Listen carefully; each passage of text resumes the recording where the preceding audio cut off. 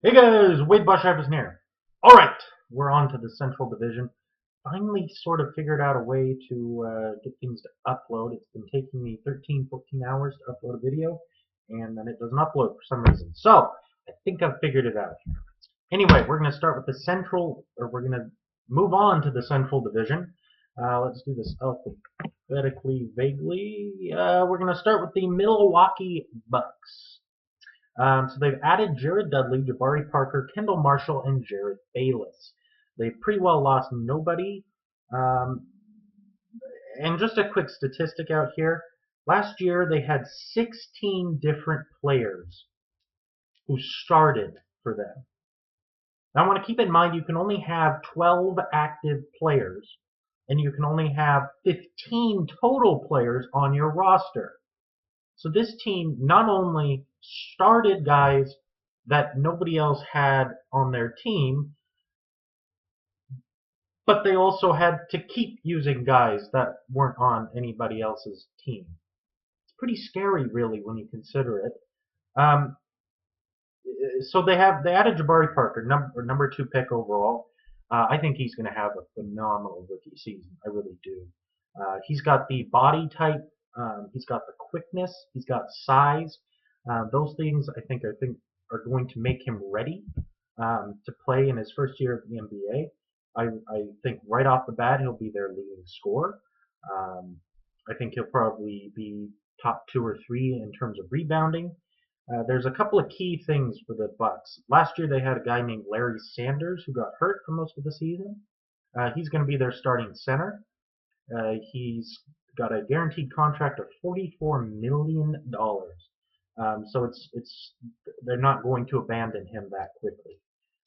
Very good shot blocker, not very talented in the low post offensively, but he is a defensive stopper down in the paint, and they're hoping it's something that they can build off of. He actually, I believe he led the league in block shots a couple of years ago. Um, so he's kind of a key thing to watch. But they've got a very, very busy team. When you're adding Jared Bayless, Kendall Marshall to a backcourt that already included Brandon Knight, it also included OJ Mayo. You also have Giannis Antetokounmpo playing at the guard and the forward spot. You also have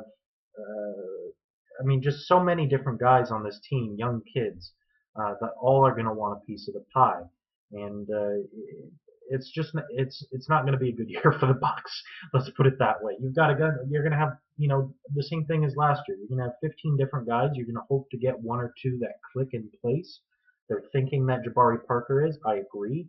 So you're going to see Jabari Parker and you're going to see Larry Sanders. They're hoping those two will be big core pieces. Maybe Giannis, maybe you'll see Brandon Knight, maybe you'll see OJ Mayo, but it's still a rebuilding team. They're not even close to making the playoffs. Expect another top two or three pick from them. All right, moving on to the Detroit Pistons. Another uh, kind of under the depths here.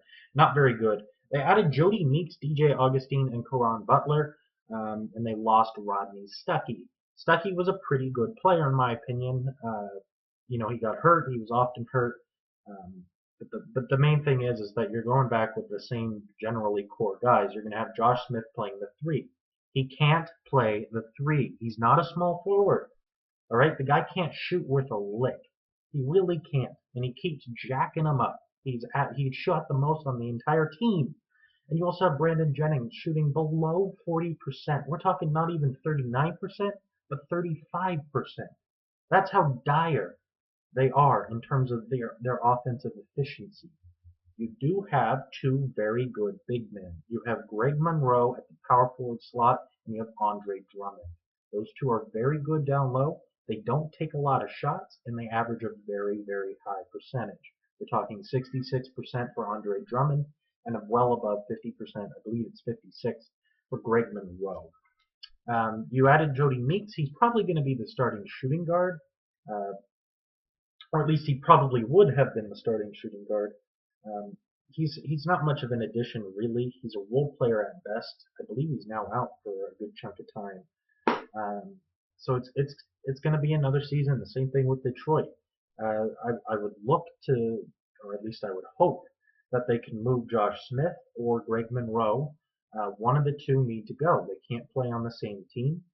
It's probably going to be easier to move Greg Monroe, but he is on a one-year qualifying offer. So next year, he can go to any team he wants. This is probably the time you're going to want to move Greg Monroe.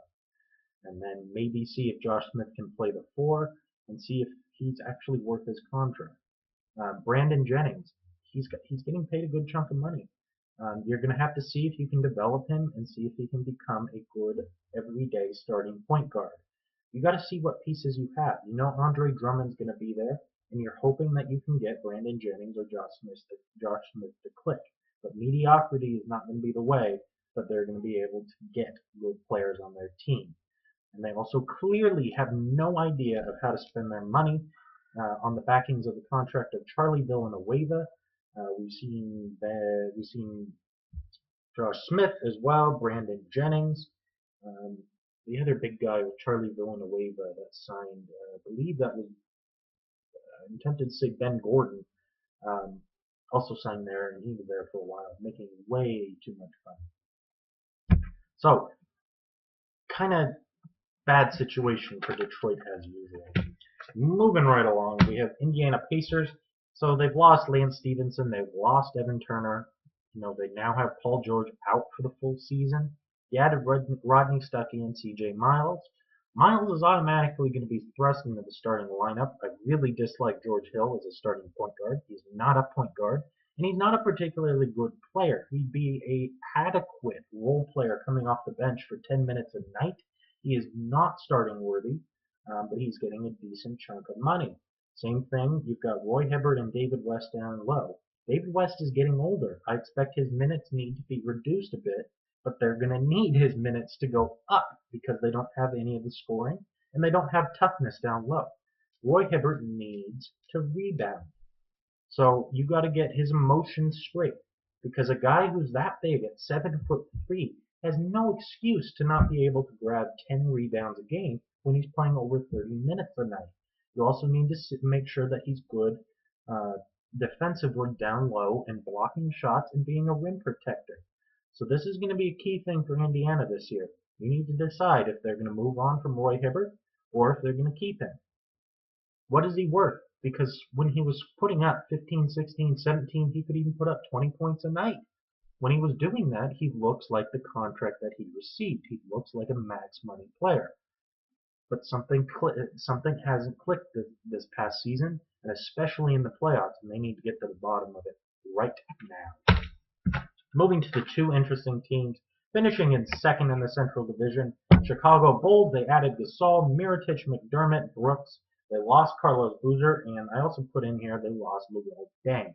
The reason I say this is because they were 30th. They were dead last in terms of points scored per game. Butler and Dunleavy are two of their starters.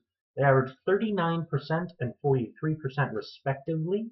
And Rose has not exactly been very well known for his field goal percentage.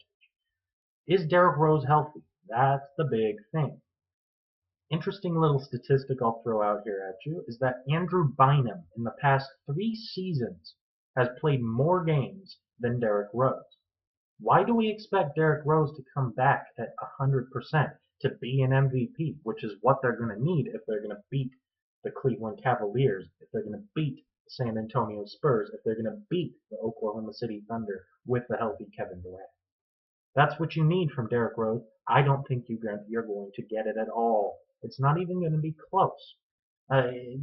Guys just don't rebound like that after 3 years of being off, really, with those separate injuries to both different legs. It's just not going to happen. I love the addition of Gasol. I love Tom Thibodeau. Joakim Noah holding down the paint down low. Not a very good center down low on the offensive end. He doesn't have too much going for him on that side. He is a good passer, however, but he's not going to be able to score. It takes away a lot of the threat of any sort of pick and roll with him. He doesn't have a ton of range either. And Mike Dunleavy at this point in his career should not be starting. Jimmy Butler is not capable of starting either, in my opinion. So you really have a big question. They also don't have too too solidly built of a backups for that backcourt that they have. They do have a couple of intriguing guys such as Mirotic back there. But in all, I think they're going to be one of the better teams in the East. I don't have them quite as high. I don't believe they're going to win the Eastern Conference. But because it's so weak, they're going to have an easy time getting the number 2, 3, maybe 4 at the worst. Just because Tom Thibodeau is absolutely dynamite at using players effectively and creating good defenses. And the big boys, Cleveland Cavaliers. You're looking at one of the worst defenses in the game. You are also looking at one of the most inefficient offenses in the game. However, you did add LeBron James, the king of efficiency, also defensive player of the year nominee. You also added Mike Miller, James Jones, Shawn Marion, Kevin Love, and Coach Blatt. You lost Jarrett Jack, Alonzo Gee, and Spencer Hawes, so not a ton of hurt. I really like Jarrett Jack as a backup point guard. You don't really have a good backup guard at this point. Kyrie Irving, Dion Waiters. Those are the two interesting cogs in the whole puzzle. You have Kyrie Irving and Dion Waiters both taking, top 20 in terms of number of shots per game. You also have Kevin Love and LeBron James, all in that same category. There's not enough shots to go around. You have big, big, big time egos in Dion Waiters and Kyrie Irving, particularly Kyrie Irving in the fact that he does not like to play a lick of defense. Dion Waiters, not so good defensively either. Kevin Love, not very good defensively at all, down low in the paint. He's very good offensively, but I really worry that Kevin Love is going to turn into a three-point shooting big man and who just sits out there on the perimeter, and he's not going to be in the low post. They're going to want to keep those lanes clear because Kyrie, LeBron James, and Dion Waiters all want to drive the ball and score. One-on-one ISO. So what's really going to be interesting is Coach Blatt has got to do something in order to take away Kyrie Irving and Dion Waiters' egos and involve Kevin Love in a way that he is one of the primary scorers on this team. You really need Kyrie Irving to take a back seat, turn into more of a passing guard, and you use LeBron James and Kevin Love as a absolutely incredible pick and roll group.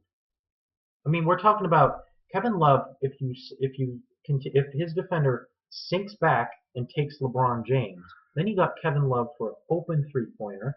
If he doesn't come on to LeBron James, he's got a clear path to the hoop. Tristan Thompson, he's going to have to be really, really good defensively.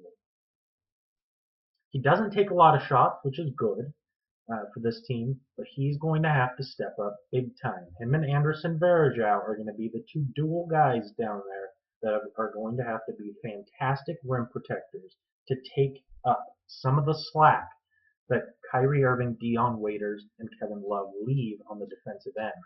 You'll have LeBron James, but it's going to be interesting because they're going to need him to log big minutes in order to sort of solidify that offense. He is the glue that keeps everything together. And I think if you pull him off the court and leave Kyrie Irving and Dion Waiters and even Kevin Love together, it's going to be a mess because they're all three trying to be alpha dogs. And particularly Dion Waiters, who's trying to get a big max money contract. And he thinks he's worth it. That's the problem that I see with the Cleveland Cavaliers. Still, even if you are to bench Kyrie Irving, Dion Waiters, Kevin Love and LeBron James alone make this the #1 team in the East. If Kevin Love gets hurt, they are still the #1 team in the East. If LeBron James gets hurt, they probably sink back to 6th or 7th because those guys aren't going to gel very well. You also have Coach Blatt. Typically, when we see these European coaches come over to the U.S., it's normally pretty fast-paced, interesting, quick offenses that are very dynamite, but defense is left to be desired, let's say. Take a look at Mike D'Antoni. Those are the keys. Cleveland 1, Chicago I'll put at 2, Indiana I'll put at 3. They could be pretty good in the playoffs and pretty dangerous as well um, for whoever has to play them if Paul George is able to come back. They were also one of the worst scoring teams in the league, so they need him desperately. And they lost Lance Stevenson, not going to help things. Detroit at 4, they'll be down there. They'll be very, very hard to watch. Watching bad shots being put up left and right. It'll be interesting if their coaching situation, if they can get a little bit of discipline into Brandon Jennings, into Josh Smith, and into, as well, O.J. Mayo and Jody Meeks. Remember, Meeks is used to being the go-to guy down in L.A., where he got plenty of shots. He won't have that anymore if Meeks is playing this year. And the Bucks. Yeah, they're going to be a lottery contender again. If they can get some of their young cogs to click together, this team could surprise some people. I really like Jabari Parker. Henson down low, coming off the bench. They might find him very, very useful to put alongside next to Larry Sanders on the defensive end, and even moving Jabari Parker up to small forward, playing that big. With Parker at the 3, you could see a lot of really good post-up opportunities against smaller small forwards than him. See if he can use his size. But again, Cleveland 1, and I think you'll see them as the number 1 seed. You'll probably see the number 2 seed coming out of this team, or coming out of this division as well, in the Chicago Bulls. Interesting division. More coming up.